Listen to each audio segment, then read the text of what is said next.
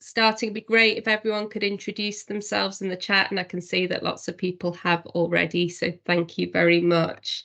So welcome to our online huddle. We are looking at the Core20PLUS5 for children and young people in the North East and North Cumbria.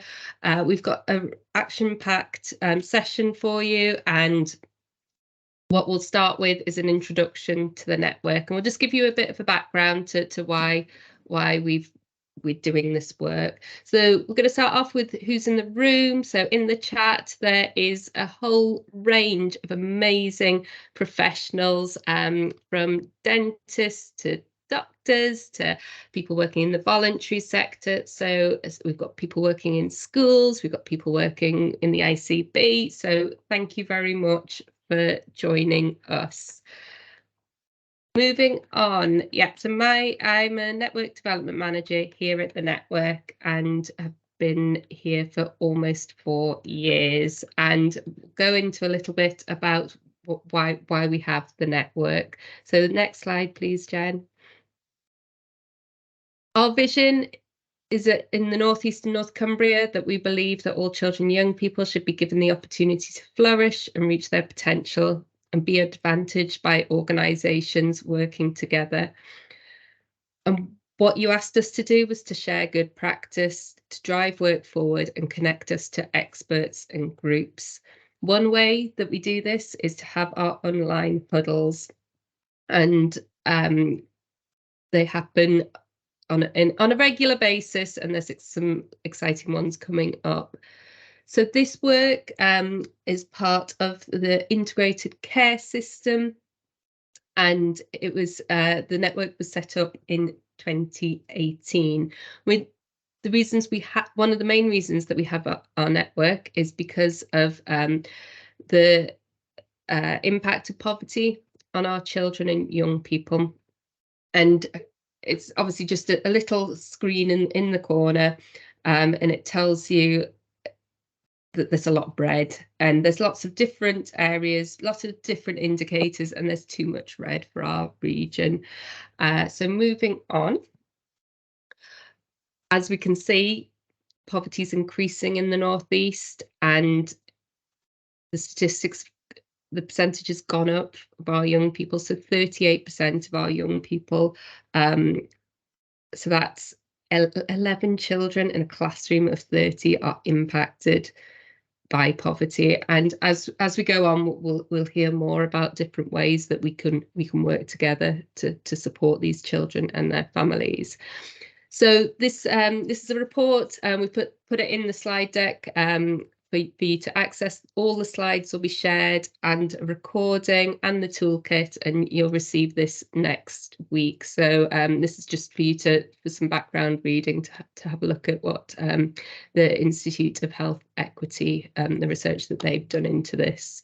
So moving on, the network was set up in 2018, and it came about through engagement with lots of different groups of people, not just the professionals working with the children and young people, but actually the children, young people and families themselves. And through this engagement work, if we move on, we got our priorities, and this came from the system. And if you look at the top priorities, it's about the voice of that child, that young person and their family. Mental health, poverty, additional needs, they're all themes in all our areas of work when we're working with children and young people. So moving on, a little overview of our population. Obviously, we've got one of the largest areas, and it sort of gives you an idea of the populations of young people in our region, and it's just for reference in the slide deck, and something that may be useful in the work that you do. So an overview of our membership, we're well on the way to 1,900 members, and as you can see from the charts, it's a total mixture. Obviously, health is our biggest membership, but actually education, local authority, we've got professionals from all sectors. Our other category has police, sports coaches, arts and cultural organisations, and we also have fire service and a range of other professionals from across the region. Our team has expanded, and we have our apprentice Adam, who is based in Middlesbrough, who has an interest in looked after children and care leavers, and supports us with our youth board, and as both a professional and as a young person in our young advisors group. So moving on, we started looking and sort of recording a bit about the different areas of work, and it just got bigger and bigger. So this is just a snippet of some of the projects that we've worked on over the past 5 years. There's lots of different areas. There's our newsletter, our Child Health Tuesday, our regular bulletin that comes out. And if you've got any questions about any of this, please do get in touch with the team. So moving on. There's our Facts of Life report, which is fingertips data, and it's broken down into geographical area within our region, and there's lots of statistics in a range of different areas, and it's just really easy to access, helping to support research and some evidence in different areas. And it's around education, mental health, and again childhood poverty as well. So that's accessible on our website.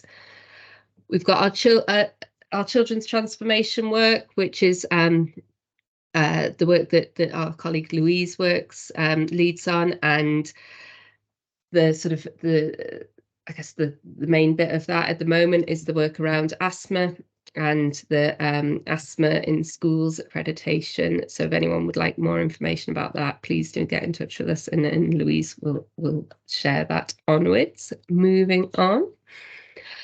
So the sort of key point, so this is from Sir Al Ainsley Green, who was one of our great supporters and still is, and he said, you know, you've got to remember that children matter, celebrate them and their contribution to society.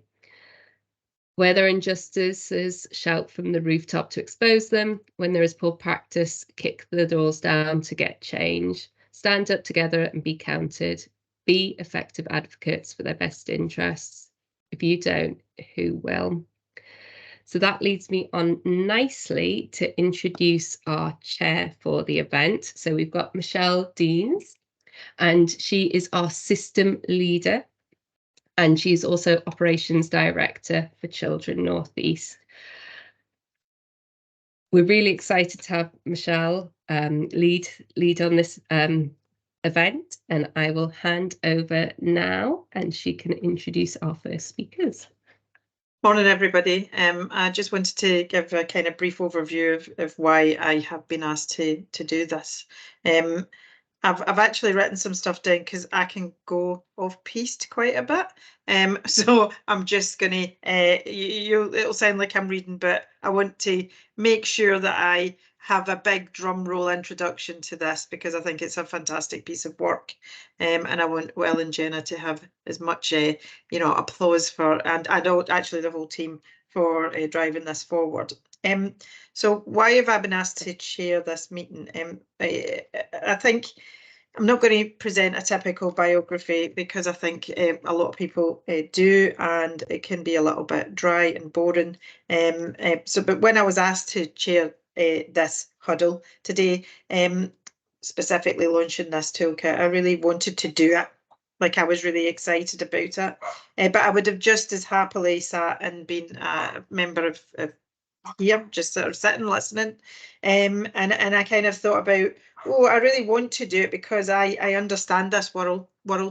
I've not only lived and breathed it my entire life, one being a Glaswegian who lived in a council estate, who was brought up probably with huge inequalities. I also thought in my working life I wanted to bring in my professional context to this huddle today, which, but some of you might think, you know, looking at me and it says I've worked for over 30 years in this world. What have I actually done and what have I actually achieved? I don't think it's necessarily just about me, but it's about the things that that I've been involved in over those 30 years. And actually, you know, has any of us actually changed that much? Because we still seem to be talking about this as you know, something that's really concerning, and obviously in the Northeast it's particularly getting worse. So you might look at me and say, well, what have you done, Michelle, working in the charitable sector for the last 30 years addressing inequality? Well, I think I've done quite a lot, and mainly with teams of people. I've started stuff, I've set up things, I've worked with people, and I've felt the success, and I think people have felt success too. But I would say it's mostly transformational change at a person-based place level, and getting to that other level of system change is actually a far more difficult and complex thing. And I think that this toolkit actually presents us as a real game changer. What if we were all working together towards some of the same outcomes? If we all agreed how the landscape looks, and then we targeted our resources and worked together through this network and through our own networks and systems, to really create transformational change at that other level, not just at place, although that is fundamentally very, very important to do, but taking it to scale. So I'm going to present you with a challenge before I introduce the speakers, is to look at how this, don't look at the difficulties of this. It's always going to seem complex and challenging, and we all start with that. But try to see how in your capacity and as a professional you could lead on this in your everyday world and in your everyday system. So after that rambling, I'm going to introduce our two speakers. I'm going to start with Dr. Jenna Charlton. So alongside her role as Inequalities Advisor, Jenna is a Doctor of Education at Newcastle University, working in speech and language science, and is the impact lead for the regional charity North East Wellbeing, who provide services to support children living in deprived communities, including social prescribing. And then we have Dr. Will Tasker. Will is a paediatric speciality trainee currently working at the RVI in Newcastle in general paediatrics. He has a particular interest in paediatric public health and inequalities, and works a half a day a week as a Health Inequalities Advisor for the network. So over to you guys. Speak to you on the other side. Thank you, Michelle. Yeah, that was what a wonderful introduction. I will say, yes, alongside myself and Will as an Inequalities Advisor, Luke Bramall from Children North East is also part of our team, but unfortunately couldn't be here today. So Will and I will lead on this section of introducing the Core20PLUS5 for children and young people in North East and North Cumbria toolkit. Next slide. So a bit of background about who we are. We started our role as Inequalities Advisors around a year and a half ago, coming up to 2 years now. And our aims were to develop a framework to address health inequalities, and we had an opportunity to explore a regional version of the Core20PLUS5 for children and young people, recognising that there was a national model for adults and a national model for children as well. We presented our initial ideas around the framework at a Huddle last year to get some feedback, and some key things that we learned from that Huddle was really to be explicit about the practicalities of a framework and how to use it and how it might be used across different work streams, different users, different sectors, but also to be clear what the relationship between our regional model and the national models were, particularly in relation to those 5 priority areas of health inequality. So those are 2 things that we will focus on this morning as we move on. Okay, next slide. So we'll start by giving a recap of the Core20PLUS5 and going over what the core elements the components of those frameworks are. So the core 20, what that is, the plus, who they are, and the 5 health priority areas, both from the national and regional perspectives, and think about how the national and regional priorities align. We'll present an initial infographic we've developed for the regional model and a checklist to help you apply the model to your work. We'll give some broader considerations and consider next steps about how we begin to think about developing and facilitating a community of practice so that we can hear about the work that you are doing to use and implement the framework, and how we might collect those back in and share those ideas and work streams across the network. And we'll also present some pilot work that we did as Inequalities Advisors, exploring self-harm in Northumberland. So this was some initial testing of the framework and the different components, how that might be used. And then we'll move on to some Q&A and some discussions. So Will is going to take us through, first of all, the background to the Core20PLUS5 framework. Thanks, Jill. Lovely, thanks Michelle, and thanks Jenna, and a big shout out to everyone who's kind of pulled this together, because it's a lot of different people from the network who've kind of made this possible and brought it together for today. So I just wanted to first just give a little bit of context in terms of the national picture, and just introduce that, because that was really the first step. So a Core20PLUS5 was developed initially, that was I think back in 21, and that mainly focused on conditions that affect the adult population. So in last December, the Core20PLUS5 for children was released by NHS England, and that was mainly looking at the integrated care systems and kind of creating priorities in addressing health inequalities for them. So they looked at a target population made up of the core 20, which is the most deprived 20% of the population according to the index of multiple deprivation, plus extra groups that might not be in the core 20 but that suffer particularly poor or poorer than average health, and the idea that the ICS overall should aim towards 5 key conditions or health issues. So those were identified through kind of by different data and things. So they prioritize asthma, diabetes, epilepsy, oral health, and mental health, and they're quite specific aims that they're looking for with these different kind of conditions. I'll go for the next slide because I think that'll unpick a bit more. We just want to say, just want to make sure we're not kind of skipping over anything. So just to clarify, what the index of multiple deprivation is based on a number of different things. So every locality will be kind of have a different grade of deprivation, and it does bring together a lot of different things. So you can see it's 7 different domains that make it up. So it is income, employment, education, health, crime, barriers to housing, and living environment. And all of those things will have a slightly different impact on children and young people. We'll go to the next slide.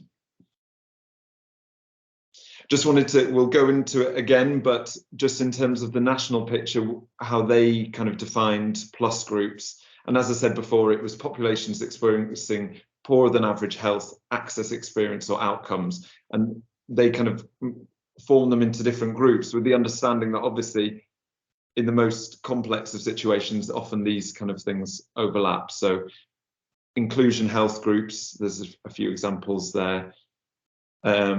Deprivation within actually affluent areas as well, because these often these the deprivation is graded on a postcode, but actually sometimes that's just an average, and that can be misleading. Also looking at protected characteristics in certain geographies, and I think the Northeast is a good example of lots of different geographical challenges, really, given that we have coastal and very rural and urban areas. So next slide, please. Sorry. Yeah, I've introduced the different outcomes that they wanted to focus on, and if you go to the next slide, should be. I didn't want to go into all of them straight away. I didn't want to cover all of them, but I thought I'd choose asthma as an example. So their justification for choosing asthma is that there's a significant social gradient. So you can look, the graph at the top shows year on year. If you look at the columns of 10, the light blue column is those that are in the most deprived decile. So you can see that you're, just looking roughly at the graphs, you're about 3 or 4 times more likely to be admitted to hospital with asthma if you live in the most deprived deciles compared to the most affluent. Also, they noted issues around ethnicity and the fact that children, young people with a white ethnicity have had much larger improvements than those from other ethnic backgrounds. Their proposed actions, aligning the national bundle, working together and aligning work with the national bundle and the asthma dashboard, working with ICBs to collect more data and target improvement more specifically, and also looking broadly across sector to try and look at air pollution and housing issues and asthma-friendly schools as well. So, as was said before, one of our colleagues, Louise, is leading on that. So that's a little introduction to what the background was, and now we're going to look at how the regional model might kind of look at these bigger outcomes, but also feel relevant not just to the integrated care system, but to your kind of daily work. So I'll let, I think, Jenna take over. Mm-hmm. Thanks, Will. Yeah. Thanks, Will. Yes, next slide, please. So this is our regional model. These are some considerations that we were began thinking about as we started to develop the framework. And I think important to say here is that this is not about providing any additional work or expectations for users with the addition of this regional framework, but rather a complementary framework that would support the NHS England national model. So we're not saying it's about one or the other, but just providing a regional lens through which health inequalities might be considered, but importantly aligning that with the very specific health areas of the national model. So the 5 national priorities have, of course, been based on a national picture. So we were super keen to ensure that these were locally relevant to bring this into focus. And these are some questions that we were thinking about when we began developing the framework. So how do our regional priorities fit in? So the data that we've got from our Facts of Life report, the data that Fingertips can provide, and what are the benefits of considering both models in a complementary way, but also allowing the framework to be tailored to individual users and localities and the intelligence of professional expertise, as well as local intelligence about the communities that you are working into. And wondering whether there's a case for addressing the broader determinants of health that might link to those higher level national, more specific health priorities. And of course, those the bits of feedback that we had at the Huddle in 2022. Next slide, please. So the Core 20 The core 20 is your where, so that is the where will you target your work. So the core, when we talk about the core 20, as Will touched on, we're talking about the 20% most deprived localities. Like the NHS England framework, the regional framework also focuses on the IMD, the Index of Multiple Deprivation, as a primary indication of the 20% most deprived localities. But in addition to the IMD, and because the regional framework is designed to specifically address inequalities in child health, the regional framework also allows users to explore deprivation based on the income deprivation affecting children index, the IDACI index. So that's a supplementary index of the IMD. There is a lot of overlap between the IMD and the IDACI indices in the areas that they identify as falling within the most deprived 20%, but there will also be some little differences, as IDACI specifies, areas where children and young people are affected by income deprivation. But the briefing document will explain both of those indices and provide access links to explore where the 20% localities are in the region, so they can easily be located. There may be some overrepresentation of the core 20 for both IMD and IDACI because these indices are based on national pictures of deprivation of the most 20% most deprived. So the most 20% most deprived regions may make up a higher proportion of the population in certain North East and North Cumbria regions. For example, in Middlesbrough, 57% of neighbourhoods there are in the most 20% most deprived. So it might not be practical to focus on such large populations across individual work streams. So we do offer the opportunity to tailor and refine your core 20. For example, you could consider these lower super output areas, which will provide deprivation data down to very specific neighbourhood, almost postcode areas. Or you may choose to focus on a specific decile. So rather than thinking about the 20% most deprived now deciles 1 or 2, you might, for example, consider focusing your work on decile 1, which is the 10% most deprived, for example. Next slide, please. And this is an example, a case example of refining your core 20. So, for example, the incidence of hospitalisation for self-harm in Northumberland is the highest in the country. So you seek to understand the needs of those from core 20 localities and aim to connect with primary schools to explore the perspectives of professionals, parents and children. There are, however, multiple primary schools in a ward that fall in that 20% most deprived, and you don't have capacity to target all of them. You might look for the IMD score for each lower super output area in the area and decide to focus on the primary schools in the top 20% top 10%, sorry, most deprived LSOAs in order to further refine and target your approach. As I said, the briefing document will provide links to the IMD and the IDACI, so you can look up exactly where those lower super output areas are, where the wards are, and where the 20% most deprived localities are across the region. Next slide, please. And Will is now going to take us through the plus groups. So this is the who in the framework.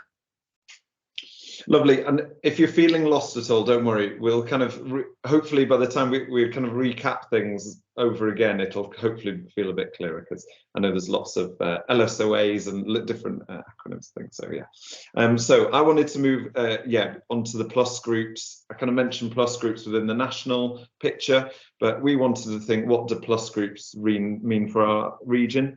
So this really, you've looked at where the populations are that you need to focus on. Now we're thinking of who else you would like to kind of focus on, and that really, we don't want to tell you exactly who you could focus on. This is you're the experts in your fields, and you know the people you work with the best. So we really want this to be guided by you, but we also want to give you some kind of some support in trying to identify who, you know, which avenues you might be looking in.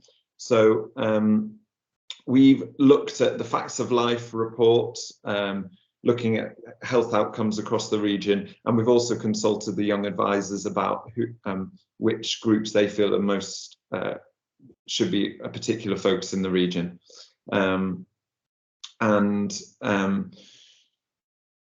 So when you're thinking about your plus groups, we'd encourage you to listen to children and young people and families.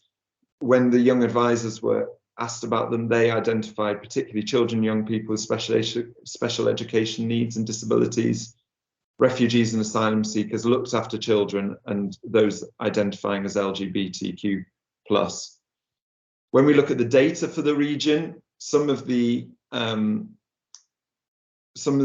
outcomes that stand out are, in terms of health outcomes, are people from ethnic minorities, children, young people with who have lone parents, looked after health outcomes for looked after children, those on child protection plans, unaccompanied asylum seekers, children, young people in the youth justice system, young carers, and again, you know, there's going to be some overlap here. Children, young people with special educational needs, as the young advisors suggested.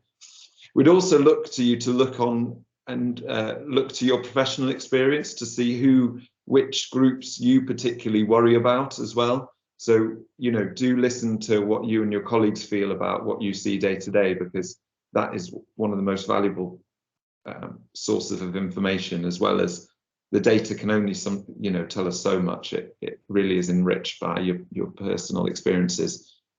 We would also encourage you to look at evidence and risk factors that are identified, because they can highlight things that you might not be so aware of or might not have thought about as well. So it's about listening to your own experience and also being open-minded as to what you might be, other groups that you might be wanting to look at. And next slide, please. Just for a case example to try and colour that a little bit. So you're piloting the framework exploring self-harm within the Northumberland area, and you want to explore which relevant plus groups are relevant in terms of self-harm in this area.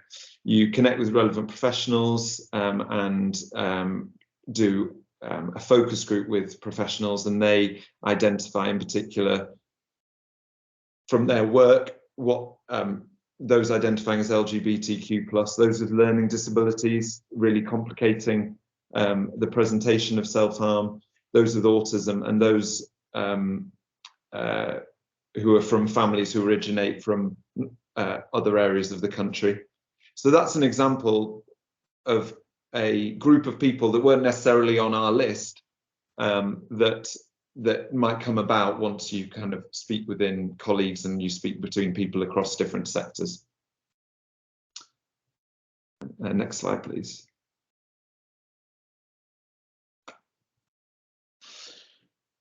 So that's over to you, Jenny. Yeah, I was just checking. Yeah, so as Will's touched upon there, that's the who. We'll now look at the 5 priorities, the national and the regional priorities, and how these might align, but also thinking about making 5 actions for your team and organisation. So a very practical way of making and defining your next steps for using the framework in your work. Next slide, please. So the 5 health priorities for the regional model were chosen based on regional data and intelligence, including facts of life and fingertips data, but they were designed to reflect the broader determinants of health, so to allow a range of sectors, users and approaches to engage with the framework. So beyond NHS alone and health organisations, but including also education, voluntary community, social enterprise, and local authority organisations.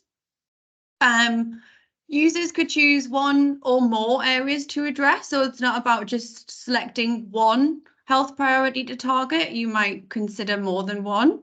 And we've got, just for the purposes of the presentation today, some brief overview of each of the key areas within each of the 5 priority areas, but the briefing document does unpack these a little further and provides justification behind each of the 5 areas and the data that has informed them. So our first one is positive mental well-being. Key areas including social, emotional, mental health needs, things like reducing bullying, tackling suicidal ideation and self-harm, substance misuse and alcohol intoxication. Our second one, a healthy environment. So thinking about physical activity, outdoor and indoor air quality, road traffic accidents, household accidents. The third one, a best start in life. So maternal obesity, smoking at delivery, breastfeeding. Thinking about children's early years and school readiness and the impacts that they have long term. Food insecurity, a key one, so diet, tooth decay, obesity in children. And family life, childhood disability, chronic illness. Again, we see social, emotional, mental health needs in there, and abuse and childhood neglect and school attainment. So these are all very broad conceptualizations, very broad determinants of health inequalities that we hope can be linked back up to that national, very clinical health areas. As I said, the briefing document will unpack these all a little further and provide the data behind them. But notably here, these are not mutually exclusive. There is, of course, going to be overlap between them. So working in one area may impact another priority area. For example, if you're targeting children's physical activity and you're making improvements to children's physical activity, the hope would be that actually you're also making change to positive mental well-being as well. So there is much overlap between them. Next slide, please.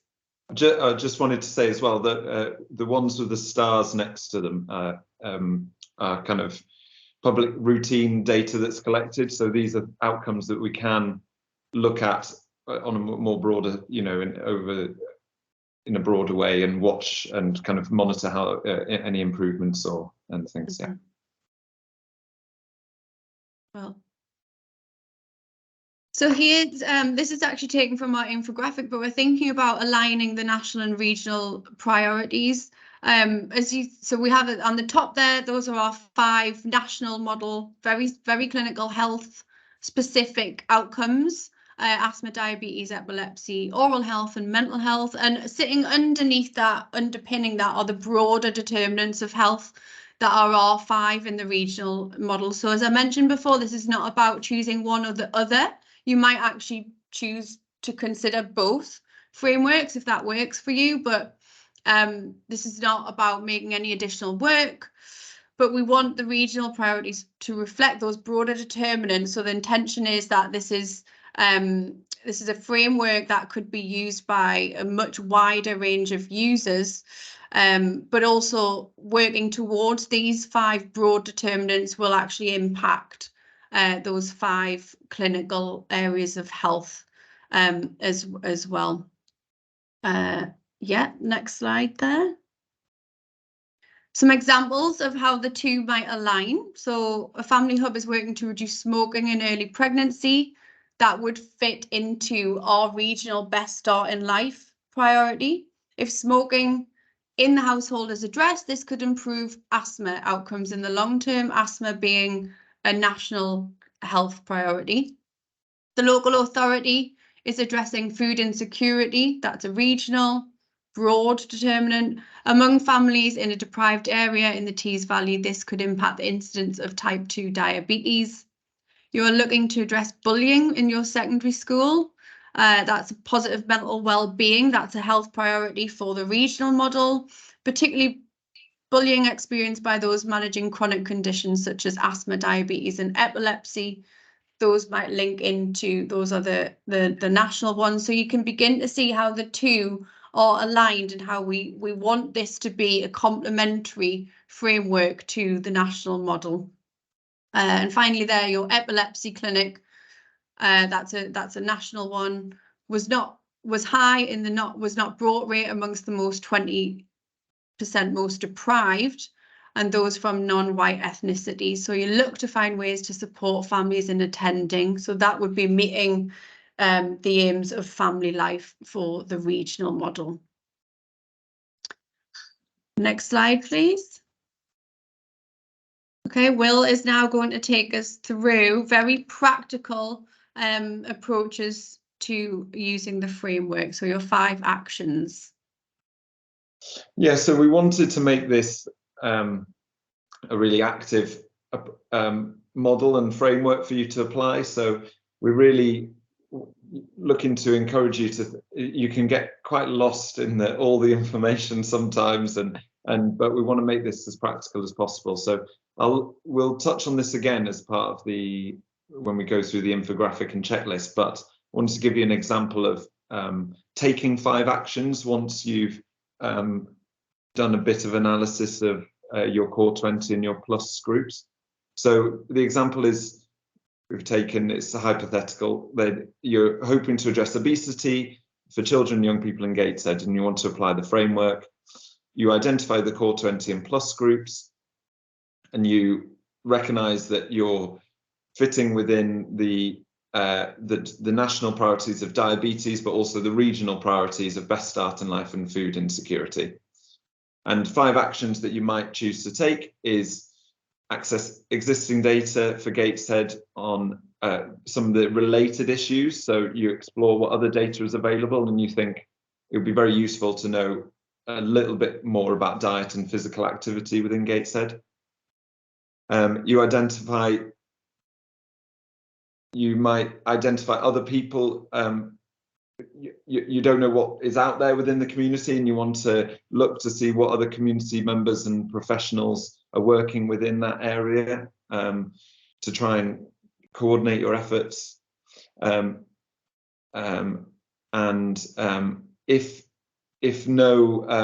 If currently there isn't a way of getting feedback from children, young people, parents, professionals about this issue, look what you can do to try and set that up and see how you can best facilitate working with children and young people from the core 20 and the plus groups. And you also might want to look at identifying best practice. You can, for example, if you look at the Facts of Life document, you'll identify that the prevalence of severe obesity in Stockton is 1.6%, whereas in Gateshead it's 4%. You might want to look at the different outcomes within the region and try and share your practice and try and understand what the differences might be between those areas and why that might be the case between 2 areas that may have similarities. Next slide, please.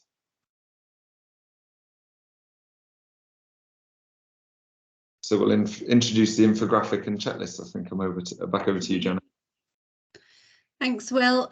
Yes, so the NHS England, so both of the models, the adult framework and the children and young people's framework for NHS England have infographics, and this is our regional version, I guess, of that. So they're very similar, but we want to make it clear here, of course, that we are taking into consideration that those national priorities and how they align with ours. But of course, we've got the core 20 and the plus, they're your target population. So the core 20 is the where, the plus are the who.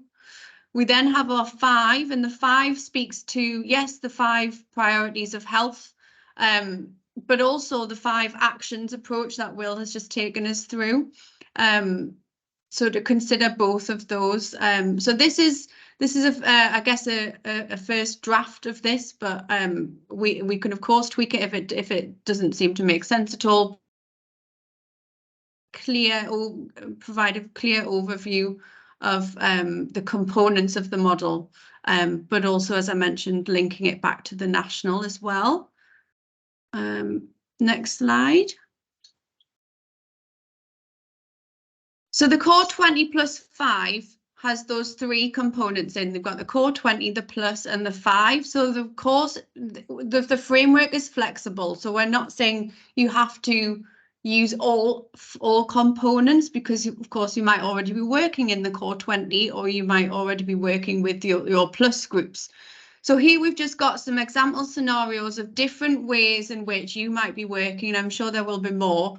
But for example, scenario 1, you might be starting a whole new project or piece of work from scratch, in which case you want to consider all components of the framework. So you begin by choosing one of the 5 priority health domains. You then use the Core20, so your IMD or IDACI, to identify in which locality you should deliver your work.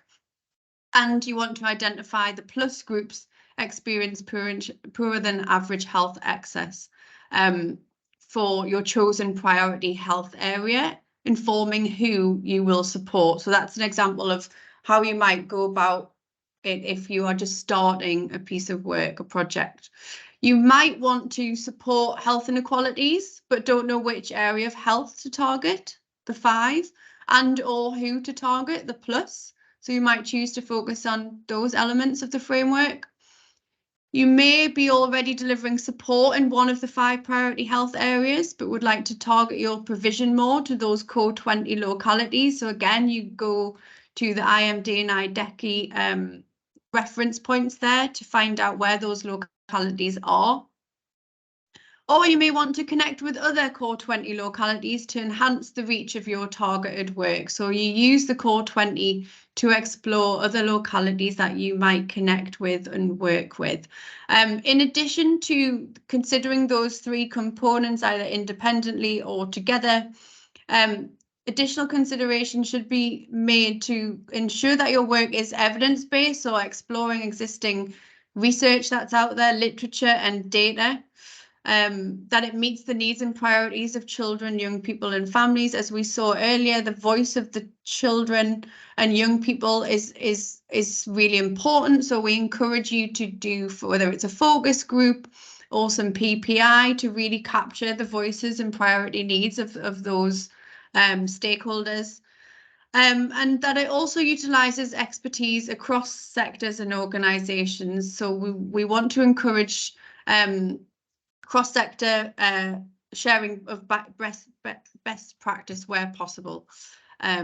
So considering the needs and expertise of, for example, education, what's going on in the community, what's going on in health, to inform your approaches.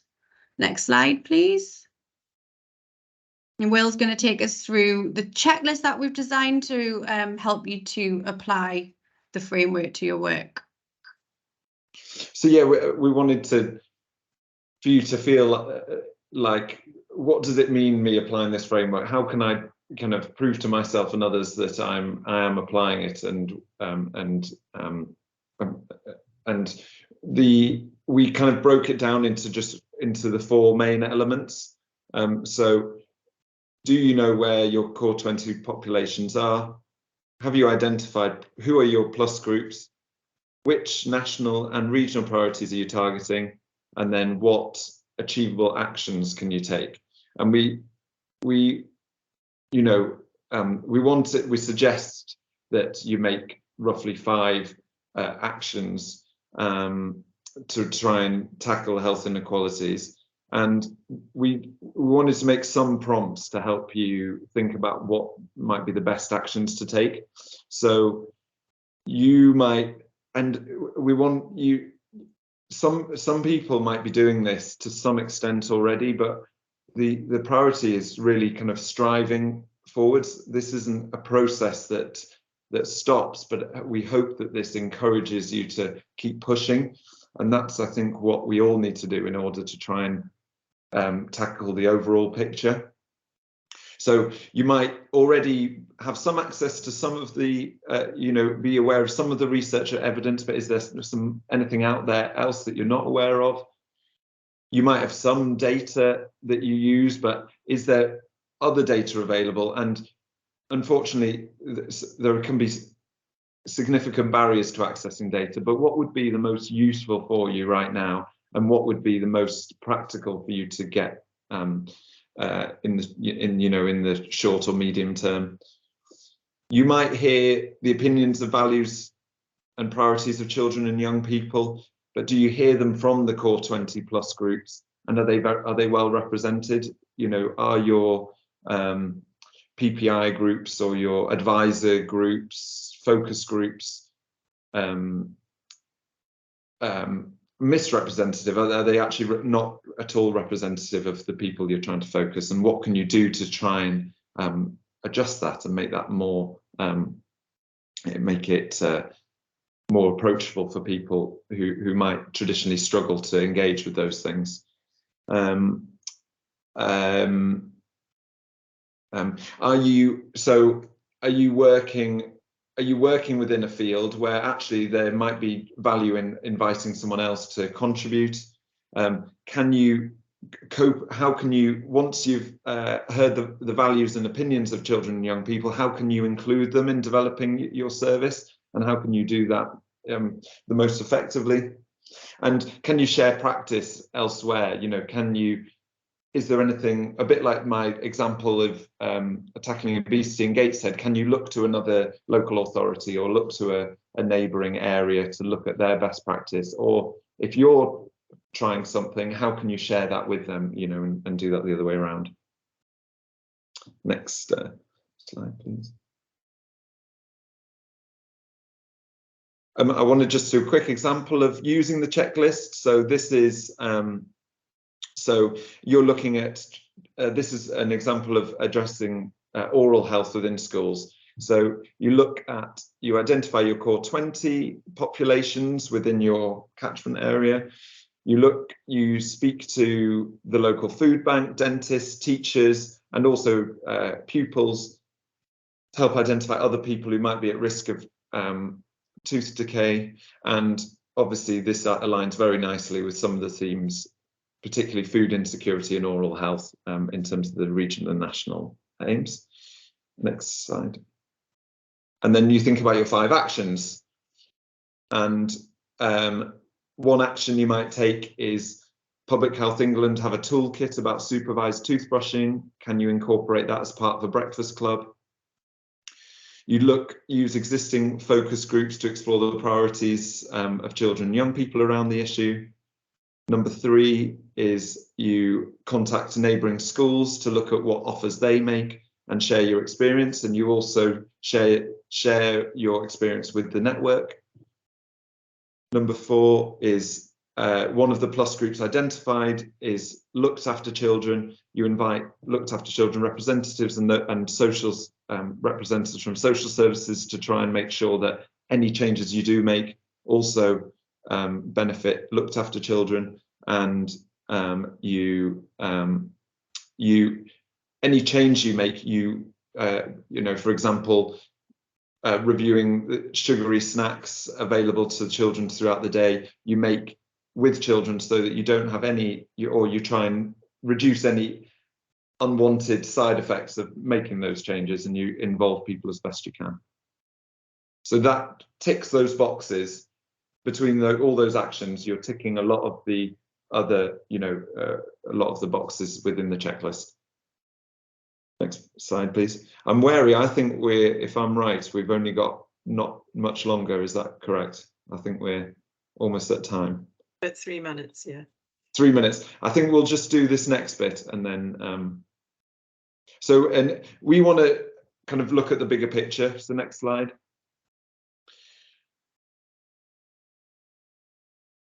so we've hopefully tried to introduce how you can do it in your situation, but there is a broader vision here, if you like, and we want to look at this framework within a broader lens, and we'd hope that across sectors and organisations in the network, we can be moving together in the right direction. So if people individually are focusing on their core 20 and plus groups, that means that overall as a region and a network of people, you know, I thought it was brilliant when Amelia said that, kind of highlighted how many different sectors we're working with, and it's brilliant to know that everyone has a similar drive of working with the target population. And I think the really nice thing about the 5 national and the 5 regional aims is that we can all, in our own way, in our own personal way, be working towards the same goals, whilst acknowledging that the value of your work and the value of your knowledge is the building blocks that we need in order to do that. And we hope to foster as I said, a unified but personalised approach to tackling inequalities, and that's something that permeates through everyone who works with children and young people across all the sectors. Next slide, and I think Jenna's going to say. Thanks, Will. Yeah, just to follow on from what Will's just said. So as a network, we really want to support and be able to facilitate that sharing of best practice and all of the great work that you are doing across the region. So we're hoping to establish a way that we can collect in hear your own feedback about the work that you're doing, engage the impact of all of your multiple efforts made towards addressing health inequalities. We propose an online form that users of the framework can complete to inform us about their work, and hopefully we want to begin to share that within the community of practice. So it will include basic information, organisation details, your 5 actions. So if you're using the framework, next slide please. If you're using the checklist, most of these things you will have already populated and you'll be able to answer. But we'd really like to hear back about the work that you're doing using the framework. This is an example of what the form may look like. This is not all of it. It goes on slightly further, but just so you can see what the kind of thing that we are suggesting. But of course, we want this to be acceptable, practicable, usable to you, and we just want to hear back whether this is something that you think would be helpful and you would be happy to provide and fill in and complete. Are there any barriers to it? And we'll have opportunity in discussion and Q&A to touch upon that and hear your thoughts about that. Next slide, please. Yes, I think we've run out of time, haven't we, to do our self-harm? I think just go through the slides, Jen, and I think some of the pictures at least are quite nice to. So this is a national picture, Tyneside, Northumberland, highest for hospital admissions due to self-harm. Next slide. If you're wondering, how do I find my populations? This is a index of multiple deprivation map of Northumberland. In the dark blue are those in the most deprived 20%. So you can see using that map is quite a nice way of really, you know, getting down to where you are looking. So in Northumberland, for example, you're looking at Blythe, Cramlington, Ashington areas in particular, with pockets in other areas. Next slide. Sorry, I'm just going through quickly. Use facts of life to think about other things. So that's highlighting that looked after children are a particular concern within the North East. You can see that any red means it's worse than the national average. Next slide. And we want just to highlight that we kind of used focus groups between professional groups, but also at Bede Academy in Blythe to identify particular issues faced by the Core 20, identify plus groups, and we kind of piloted this idea of creating those actions, which you can see on the right-hand side, which is what people came up with in terms of taking specific actions There we go. Fired through. Okay, I think we're going to take, that's fantastic. Thank you so much. Absolutely fascinating. And definitely we'll come back to some of this because I think it is important, actually, some of the slides that we've maybe missed. But let's take a 5-minute comfort break. And if we come back about, well, it's about 7 minutes past 11, and then we'll go into Q&A. But I do maybe want to touch first, Will and Jenna, on the Mentimeter, if possible, before we go into Q&A. So see you all back here in 5 minutes. Yeah, feel free to answer these questions, you know, in the break or later.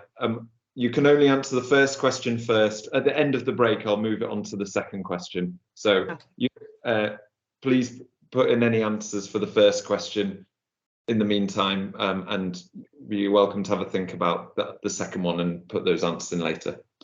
Okay, but 5 minutes for Q&A. Exactly. Enjoy your break.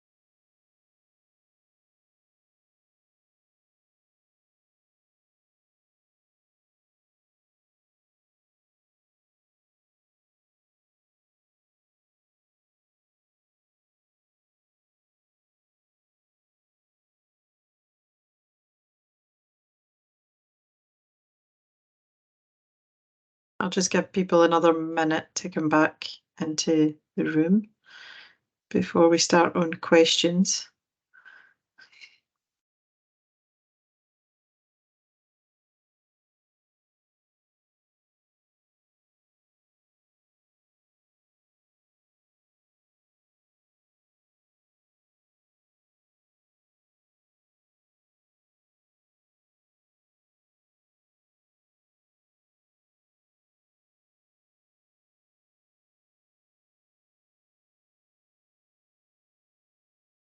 Okay, Jen, I don't know if it'd be worthwhile taking it off slides, just so that I can see who's maybe putting their hands up, or if you want to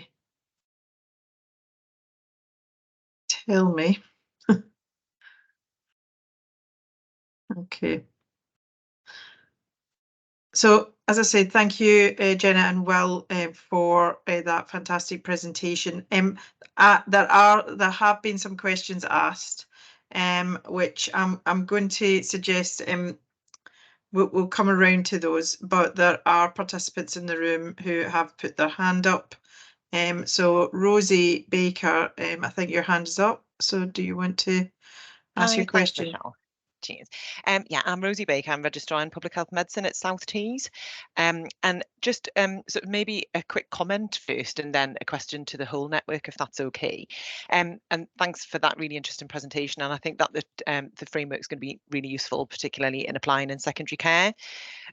So I guess it's just potentially just kind of stepping back a little bit and you know, when we've gone into that really useful finer detail, just thinking about kind of the broader picture for a second, and I was just interested to hear, Jenna, when you mentioned kind of that the more deprived populations are overrepresented in Middlesbrough, for example, and I guess you know, I just reflected on that and thinking, well, actually it's not an overrepresentation when it's benchmarked against the England average according to index of multiple deprivation. It's fact, and that is what the health need is, and that's the reality.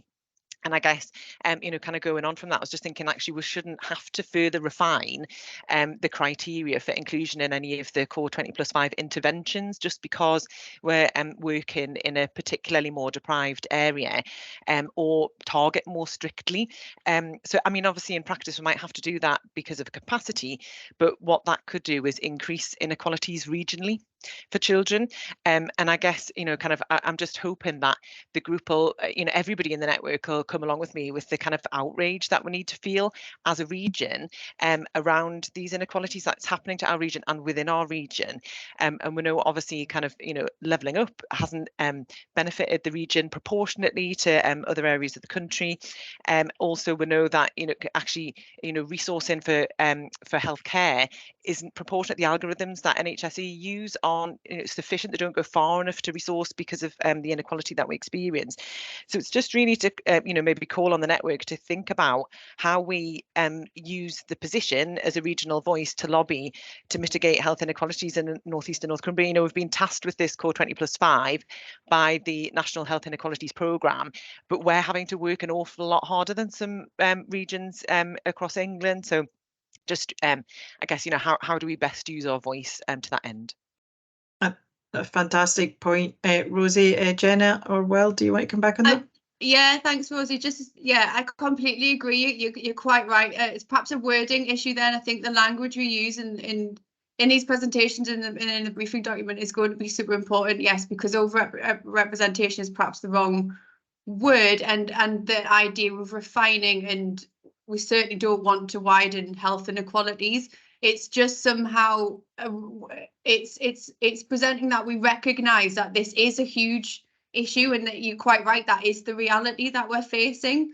So it's about recognising that this is a huge issue, and you might not, if you're a small charity working somewhere, that we don't want people to feel overwhelmed that they have to do everything. So it's how do we make the framework usable for those perhaps smaller organisations, and we don't want people to feel overwhelmed. So I think it's something around considering the language that we use there to get that across, perhaps, that we need to think about before. Yeah.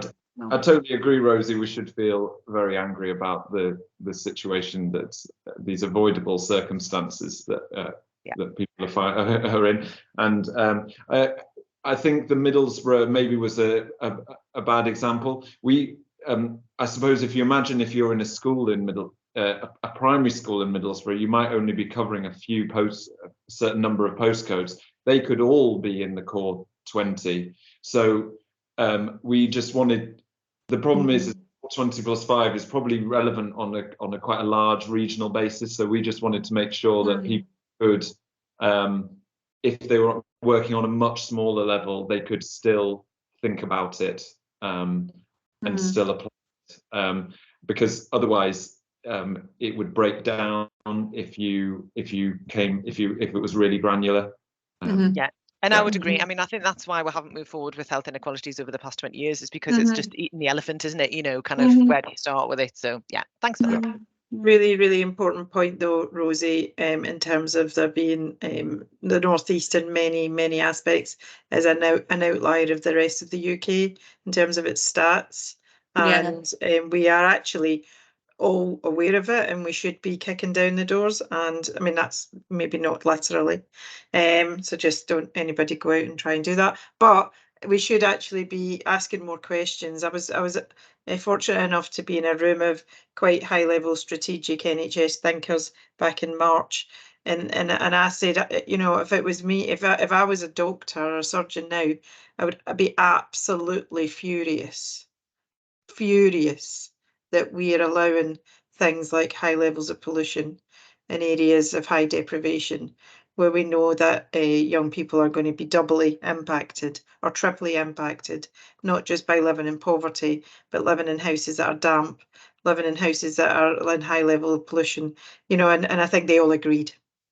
But it's what do we do with that? And I think that this provides an opportunity to think through what those actions could be. And so I think it's important, and I really like the idea of those. They're not simple actions by any means in the toolkit that you've presented. They're all very quite challenging, but they're actually worded in a way that's doable. And I think that's the thing that we should be reaching for, that kind of doable action.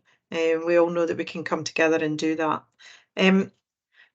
Is there anybody else who wants to put the hand up, or should I start on questions that we've already received? Okay, I'll start on questions we've already received. How is the plan going to be able to tackle the dental aspects of Core 20+5? So back to you again, Jenna and Will. I think some people from the broader network will be able to help with this as well, but actually I think it's a very good issue, because I think there's work streams that are established to a different extent. I think asthma probably leading the way, epilepsy falling behind, you know, not quite as developed as that, and I think oral health is probably on the lowest. I don't think there's necessarily the working groups all established, so I think that's something, because it sits not within, you know, it sits within dentistry primarily. I don't think we've had the same traction. I don't know if anyone else has got something to. I think I've got a couple of questions coming up. Just want to kind of mention something on that at the real level. So we work with lots of children and young people at Children North East. In Baker, we took toothbrushes to a group of young people. Some of them had never seen one. You know, that's the reality.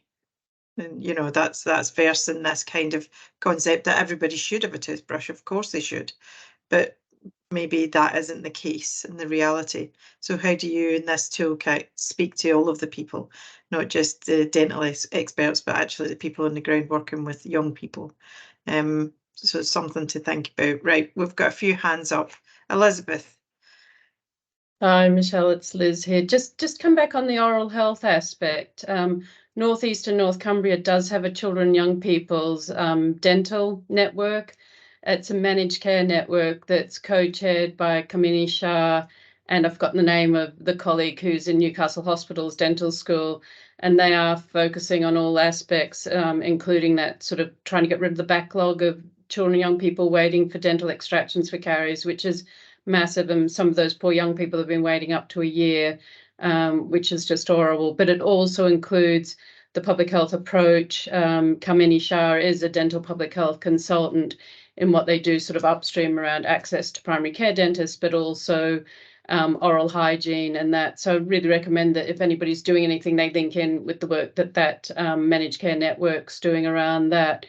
But also thinking about how oral health as a making every contact count sort of intervention could cut across those other areas, you know, children being admitted for asthma, diabetes or epilepsy are all at risk of having poor dental health as well. And how do we sort of, as they say, put the mouth back into the body around that sort of healthcare aspect? Thanks. Thanks, Liz. Really interesting point. We need to be linking into other networks. They do exist out there. I think it's about finding out in the communication. So if they exist and they're doing all that great work, how does it link into the network? How do other people find out about it? So it's a challenge for us really to make sure that we know about those things. Well, and Jenna, do you have any further comments around that? Okay, Penny, we have your hand up. Yeah, I just wanted to say on this point, just working as a community paediatrician in terms of practical aspects of things that we can do. You know, North Tyneside has really limited access to general dental practitioners because of the changes to the contract, and so, but we do ask every community contact. Is your child registered? Do you take them to a dentist? We do refer into the community paediatric dentist for the children who've got additional needs where we feel that is indicated, but we can't overwhelm that service. But we do ask about that. You know, we do signpost to the British Dental Association. We do. It's also incorporated into our child protection pro forma. There is a dental map. We ask about that. We put it as outcomes, things to happen if a child is going to be on a child in need or child protection plan, that actually dental care is addressed as part of that. And also, when children are children in care, they have access to what's called the hive dentist, so that there is actually a dentist who will see the children who are looked after, and it's always included on the health action plan. So individually, very small section things, but again linking back into your plus groups, so things that we're using as the workarounds because of the lack of general dental practitioner availability. Thanks, Penny, for that. Well, and Jenna, do you have any comments? Just I notice a lot of I mean that's such a good example of brilliant practice that I think needs to be shared. And just to touch on what you've just said there, Michelle, as well, it's a challenge, isn't it, for us? How do we facilitate this sharing of these great ideas and existing practice that is already happening more widely across the region? And I can see in the chat, loads of helpful resources and links being listed around oral health and dental health. So yeah, I think something in action, as we've mentioned before about the online form, I think it's something for us to think about as a network about how we facilitate that further. Yeah. I just want to raise a couple of things though that's been said in the chat that I don't think we should lose sight of. So Nicola Hunt talked about the ghost children, children who maybe are homeschooled. So their interaction with professionals may be much less than other children. And I think that there's something in that in terms of how do you ensure that those children are also being served within this, because they actually may be a plus group, but because they're so invisible, they exist because professionals don't see them. They do exist in reality, like they are real people. And then I think Penny mentioned the kind of rural communities where you've got a lot of limitations, and that might play out in terms of access to seeing professionals might mean that you also become invisible within that. So I just kind of want to raise those two things because I think they're really important that we don't lose sight. There might be a lot of really good work, but what about those children that are less seen? Yeah, I think there were a few examples there of groups and conditions that are harder to measure, so they don't they become a little less tangible. So, for example, looked after children, there's quite a few systems in place to where they're identified and outcomes are monitored. You're exactly right. children who are avoiding school will not interact as much, and you will have less measures of that. So, and also I wanted to highlight the comment that came after that about fetal alcohol exposure. Yes, yes. Huge. And I would put that that's in terms of best start in life. You couldn't have a better example of a priority. However, because the diagnosis of it to start with has been difficult. Therefore, the monitoring, the incidence is hard to monitor, and so we would of course want people to include these within within the priorities, but the reason why they might not have been mentioned before is the difficulty in identifying these people. But this is why we want the model to be practical, flexible, because you can see these things that the national data doesn't, or the regional, It's the untangible. I always think that becomes a real challenge to professionals, because we're living in a world where you need to have tangible. I always remember, as I said, my career goes back 30 years, but I always remember arguing with politicians about, because you couldn't measure having fun. Was it less important to have as something that could be explored? So there is something about that untangible, the not seeing, that we probably as a network have to think about, and it'd be really good to maybe do some work on that. There's a couple of more questions that came through from previously. Apologies, my dog has started to bark. Some of you might be able to hear. She will quiet down a minute. So do we have information about the distribution of the Core20?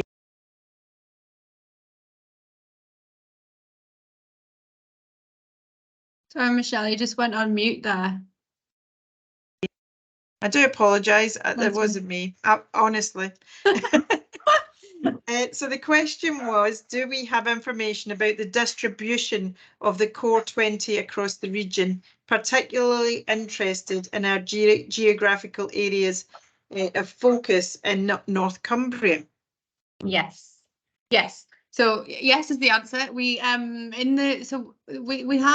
will put links in the briefing document to interactive maps, which are very user friendly, which allow you to explore all of the localities that fall within deciles 1 and 2, both for IMD and IDACI. We also have created as advisors a toolkit which is IDACI specific, which shows you neighbourhood levels of IDACIs in deciles 1 and 2, but also population parameters and descriptive statistics around about the population, so who lives in those neighbourhoods, those wards, gender, age groups, ethnicities, religions, those sorts of things that will, so but the actual practicalities of locating these should be pretty straightforward and user friendly. Fabulous. And so in a sense, this toolkit's going to do the work that we would maybe all want to do, but it's there, it exists. It'll be very practical in how to. So you'll be able to click on a link and it'll take you up to an interactive map that you can type in localities or you can explore yourself. So you're taking a lot of the work out of what we would do, all of us would do. Say, what's the data? So it's there, it exists. Fantastic. Another question. What impact has the government closures of Sure Start had on child poverty figures in the North East? It's a bit of a big question, that one. I don't know if you want to, or do you have an answer? I mean, I've got some theories. Just repeat that, sorry. What was that? What impact has the government closures of Sure Start had on child poverty figures for the North East? And I would imagine it's a question about how is that then meant inequalities have escalated. There was a huddle about Sure Start centres, wasn't there? I unfortunately couldn't make it, but I don't know if anyone who attended could summarise what they found. I think my understanding is that Sure Start centres, it's such a long. We're talking best start in life. We're looking at outcomes across a lifetime, aren't we? And so quite difficult to measure. But I imagine, family centres, if they're applying a framework where they're constantly striving towards addressing health inequalities, the more effective they'll be at doing that. And not resting on your laurels, I would have thought would be I don't know if anyone else. Well, childhood it happens all the time. It's not going to end. So if you apply some childhood-based activities and then remove them, it's obviously going to have an impact. But Heather, you've got your hand up. You were probably at that huddle. Helen has made the point that yes. the family hubs is the new model of that. Yes, and it is. Yeah. And they're similar, but there are differences. But also just to signpost to the work in Newcastle University that looked at Sure Start and other initiatives that were withdrawn at that time. And when there's increased funding and support, I think it was in relation to infant mortality, and you saw the infant mortality come down as the resources and support were increased. And then when the resources were taken away, it started to go up again. So yes, there is an obvious impact, unfortunately, which can be found in that Newcastle University data. And that's interesting because we could all make lots of assumptions. And I think that's probably a good point, that we've got to think it through. And there are some really great, and in terms of childhood in the here and now, 2023, July 2023, there's been a lot of work done on the family hub model and community hubs, which provide that much broader access from 0 to 19 kind of vision, all in the same place. The last question I had on here was, how best can I work with other voluntary organisations to implement Core20PLUS5 approach in my role as clinical fellow for community health? It's a bit of a practical question. I wondered if I saw that question before. I was wondering if that person was joined the meeting at all. In the room. These were questions that were put before this huddle. So I'm not sure. No, but maybe that might have been one of your actions, to reach out to people, because if you're not connected, how can you begin to make those first connections with people? Yeah. And I was just thinking about what Penny contributed towards thinking about addressing dental health within community paediatrics. You're doing you take those actions, but what are the next ways you can make that more effective, and who might you work with to try and help that? So we could build on it. And I mean, one of my things about being system leader, from the voluntary sector, is about how do we all connect together, but we work in very different systems, and it's not always obvious how to reach out. So we might have to think about how we improve our communication across both systems, or all of the systems, because there's education, there's health, there's voluntary sector, and we're all kind of working on our own agendas, but in actual fact, we came together and worked on each other's. That might be, so I think that question was really good for me, like that people are actually thinking about how to connect in, because there's lots of good work happening on the ground. Yeah. I did have another one from Leslie, who might still be on the call, Leslie Tweddle. So this was about, are the local authority public health teams already using the framework? Leslie, I didn't know if you wanted to add to that. Yeah, I mean, I'm just aware that the Gateshead Public Health are all already doing some projects around these 5 areas. So just wondered if they're using the framework or whether they're doing their own thing. I presume they may be using the national framework, but not the regional one, just because they won't have seen it yet. So yes, they could well be using the national NHS England framework for children and young people. And what would be great is coordinating that, wouldn't it, and realizing what work is being done. You soon realize that the fragments. That there may well be lots of different fragments working side by side, but it might be good if I put you in touch with public health. Yes, please do, Leslie. I suppose that leads into my question about how is this going to be rolled out in terms of next steps.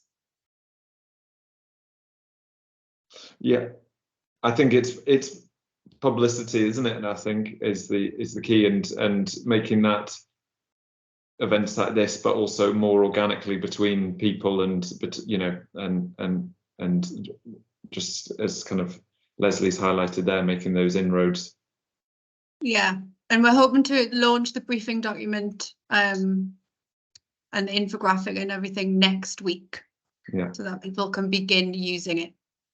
And that will be with the Healthier Together website as well. So that'll be through that. To be uploaded on there. So I think Jen might be speaking about that. So everybody on this call and everybody in the network should receive a link to that. Yeah. Yeah. And we'll be circulating the slides, of course, from today as well. Okay, so I think if that's all the questions, because I don't see anybody else. Jen, do you want to go into the last part of the presentation? Yeah, I'll just start sharing again. Sorry, Will, go on. I was just going to say I moved on the Mentimeter question, so if anyone wants any more contributions to the second question, please do fire away. Yeah.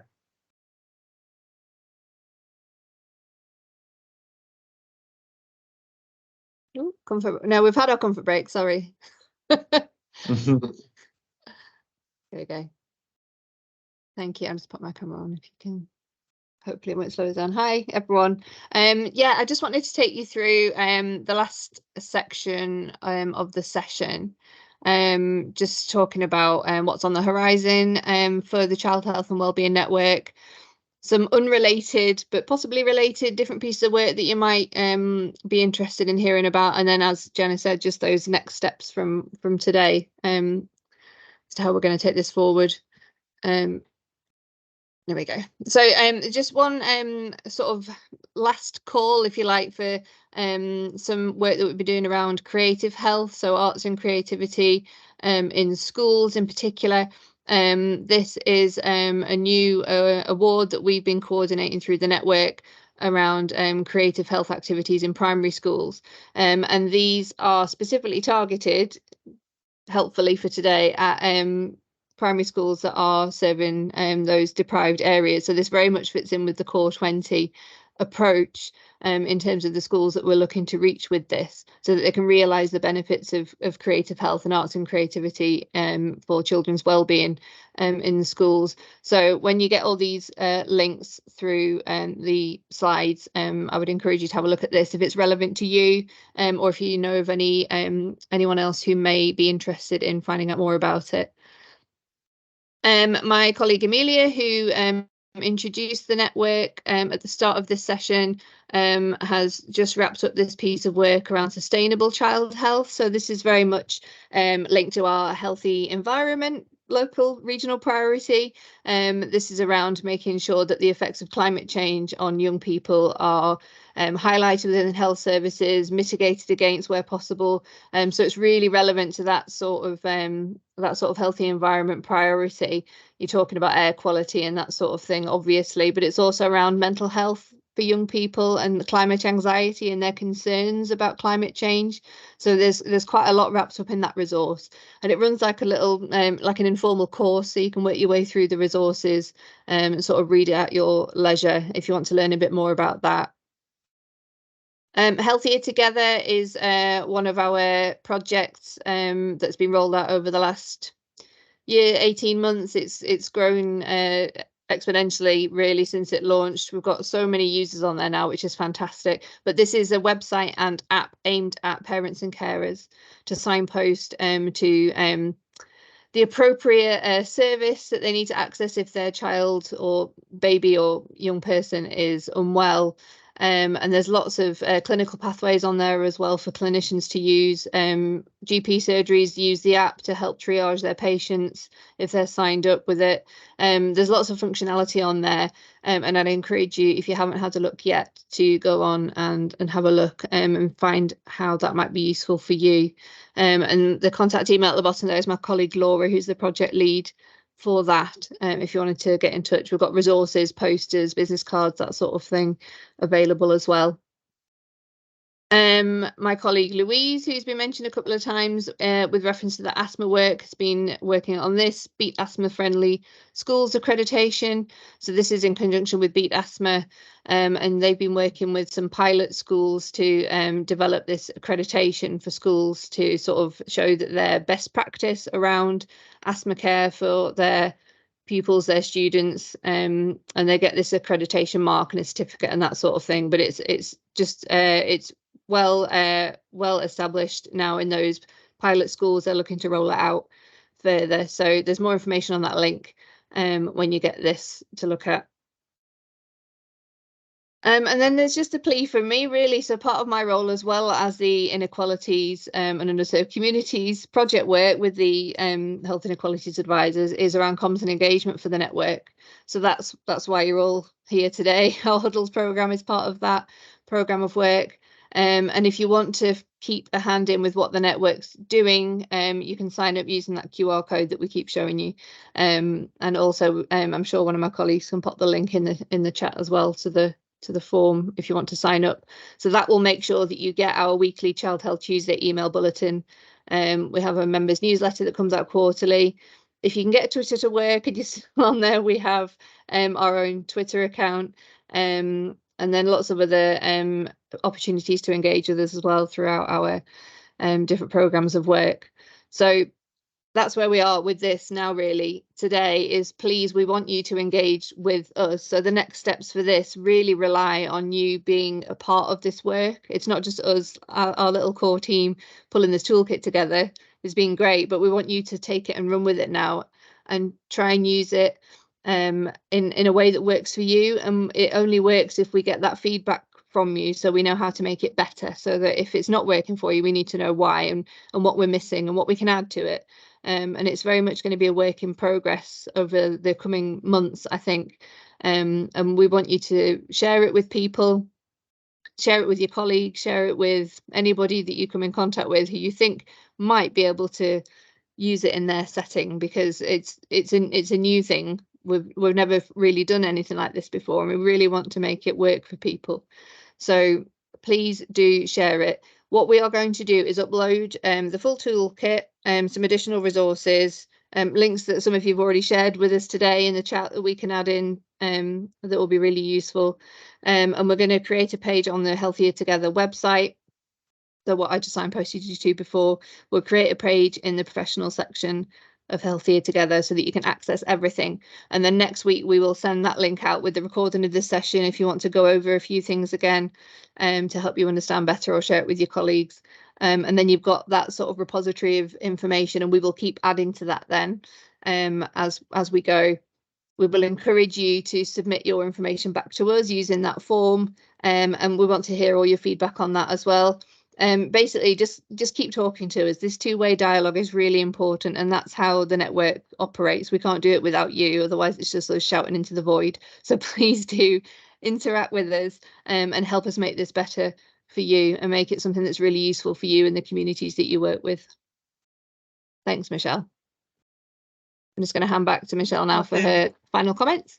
And God, when do you finish these things early? This is probably quite exciting for some people who want a little bit of extra lunch or to finish off that report. But just a few final comments from myself. You know, this has been a real privilege for me to chair this huddle, particularly as it is focusing on inequalities, which, as I said earlier, I would argue that I have been working to address in my entire career, and still at the helm of trying to challenge some of that. I think a couple of things have flashed up for me as we've been speaking. One is communication's vital. You can work within your own system, but you're never going to find out all of those other exciting things that are going on unless you can find ways of collaborating. We all need to take a hold of influencing. The agenda in the North East is quite difficult for children and young people at a real level, a real life level.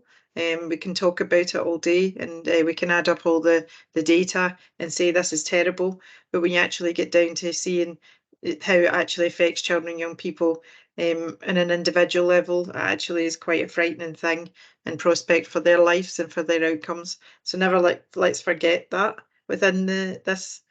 However, the toolkit also presents us with a real way of actually challenging ourselves to work across sector. The data's there. It's like a magic machine. You put in the area and it'll come out. Here's where we think you should work to actually get in touch and do something for those most marginalised, the ones that are furthest away from getting access to some of this. So I think it's really important that we do try to use it, and we don't need to be alone and do it ourselves. It actually exists and it's there. But that collaboration with others in other sectors and systems is actually really important to try and overcome some of this. You will never do it on your own. And that's what I found out. You know, the voluntary sector will never, ever achieve change on its own. It will always have to work with other people and other systems. And I would suggest that that is the same for all of the systems that you're involved in. So please think about that when you're moving forward with this. Don't just try and you know, get out there with your Thor hammer and try and bash down this, because it won't work. And that is one of the things that I've learned. Work together will actually make it much stronger than working alone. You'll be able to do lots of different really good things on your own, but doing the big things, it is a challenge for us all to kind of be speaking together.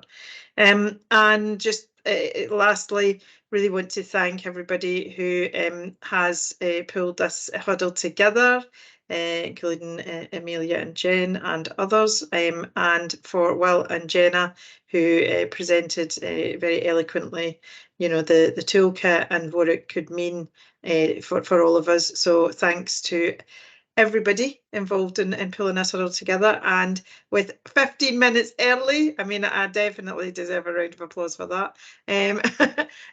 Thank you for joining, and we will see you, unless there's any final comments, Jen. I think we can end the meeting. Oops, Thanks yes, so much, Michelle. Thank you. I'm going to stop recording now. Thanks, everyone. Thank you. Thanks, and Michelle. Bye. See you all later. Thank you. Take care. Bye. Bye. Thank you.